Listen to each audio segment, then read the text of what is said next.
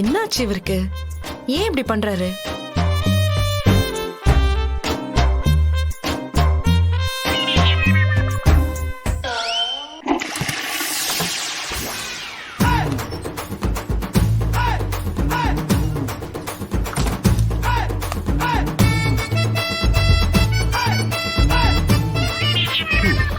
என்னாச்சுங்க? ஒண்ணும் இல்ல, நீங்க தூங்குங்க.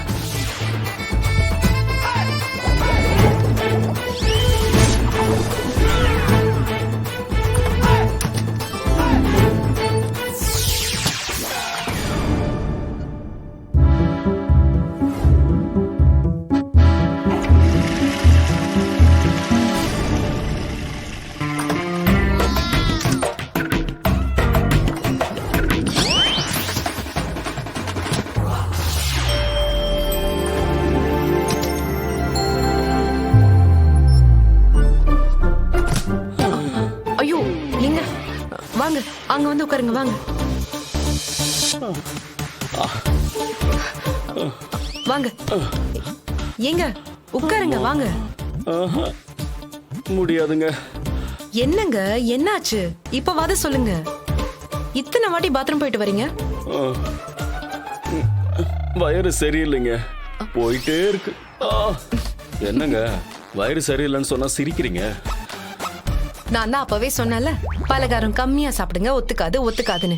கேட்டீங்களா? அதான் இப்படி அவசரப்படுறீங்க. இப்ப என்னங்க செய்யறது? டாக்டருக்கு ஃபோன் பண்ணி வர சொல்லவா? எல்லாத்துக்கும் டாக்டரா? அதெல்லாம் ஒண்ணும் வேண்டாம். என்னங்க, இன்னும் 2 தடவை நான் பாத்ரூம் போனா என்ன பண்றது சொல்லுங்க? நான் டாக்டருக்கு ஃபோன் பண்ணி வர சொல்றேன். ஐயோ, அதெல்லாம் ஒண்ணும் வேண்டாங்க. நீங்க ஒரு நிமிஷம் இருங்க, நான் வரேன். ஏங்க, அப்ப என்னடா பண்ண போற? ஒவ்வொரு ஸ்டெப்பா மேல போறேன். நான் இப்ப பண்ண போற பிளான்ல மொத்தமா அந்த மதுமிதாவையும் கௌதமியும் பிரிக்கணும். அந்த மதுமிதா இந்த வீட்டை விட்டு போகணும். அந்த மாதிரி பெருசா செய்ய போறேன்.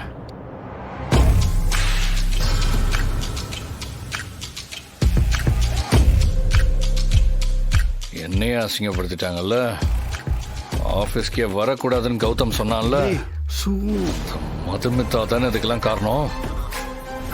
அவ பண்ணதுக்கு ஈக்குவலா ஒரு ரிவெஞ்ச் எடுக்க வேண்டாமா? ஏற்கனவே இந்த மாதிரி ஒரு பிளான் பண்ணி அது ஃபிளாப் ஆயிடுச்சு. என்ன செஞ்சாலும் கவனமா செய்யணும். அது சின்னதா பண்ண பிளான், அதான் மிஸ் ஆயிடுச்சு.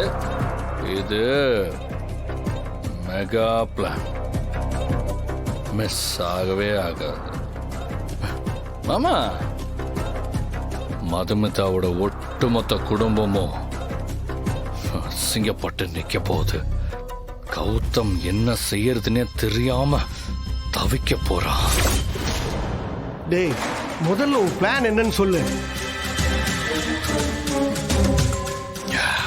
கிரண் இருக்கான்ல, அதான் மதுமிதாவோட எக்ஸ் லவ்வர். அவன் யாருன்னு முதல்ல கண்டுபிடிச்சு அவனுக்கு நம்ம ஆபீஸ்லயே வேலை போட்டு கொடுக்க போறேன். நீ தான் ஆபீஸ்ல இல்லையே, நீ எப்ப வேலை போட்டு கொடுப்ப?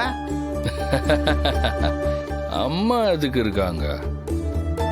அம்மா விட்டு கௌதம் கிட்ட பேச சொல்லி எப்படியாவது ஆபீஸ்குள்ள நுழைய போறேன். இதுதான் முதல் ஸ்டெப்.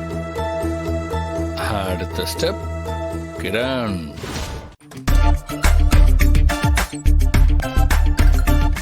குட் மார்னிங் நண்பா. Good morning. நீ எங்கடா இந்த பக்கம் வந்திருக்க? ஆபீஸ்ல எவ்வளவு வேலை இருக்கு, இங்க என்ன பண்ணிட்டு இருக்க? என்கிட்ட கேட்டா சிஸ்டர் தான் வர சொன்னாங்க. யாரு? மதுவா? ஆமா. அவங்க ஏன் உன்னை வர சொன்னாங்க? நேத்து நான் தாங்க இவரை வர சொன்னேன். அதான் எதுக்குன்னு கேக்குறேன். உங்களுக்கு உடம்பு சரியில்லைல்ல, அதுக்குதான். எனக்கா? எனக்கு என்ன ஆச்சு? நான் நல்லா தானே இருக்கேன். கொஞ்சம் யோசிச்சு பாருங்க.